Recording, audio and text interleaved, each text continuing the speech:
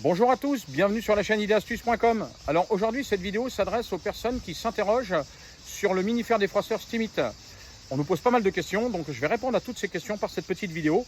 Alors la première question, oui, le Steamit que vous retrouvez sur ideastuce.com est bien le véritable. Deuxième question, vous pouvez nous retrouver sur toutes les foires de France. C'est très simple à reconnaître le véritable Steamit et c'est maintenant. Regardez bien.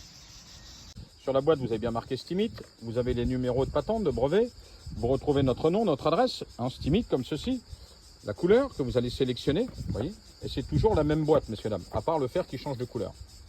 Votre Steamit, le fil d'alimentation, la petite brosse, le gobelet pour l'eau, vous avez bien évidemment la cuillère pour le sel, et vous avez la notice, le mode d'emploi en français à l'intérieur. Vous allez retrouver un fer, alors il y a 14 couleurs différentes, mais surtout une chose importante, c'est que chacun de nos fers porte le nom Steamit Made in Italy. Ensuite, vous avez le mode d'emploi.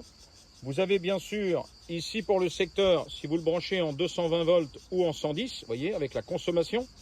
Et puis, quand on va le retourner, on a les trous pour la sortie de vapeur. Et de chaque côté, on a deux trous pour insérer la brosse afin de pouvoir défroisser les rideaux, les voilages. Avec la prise pour brancher sur le secteur français.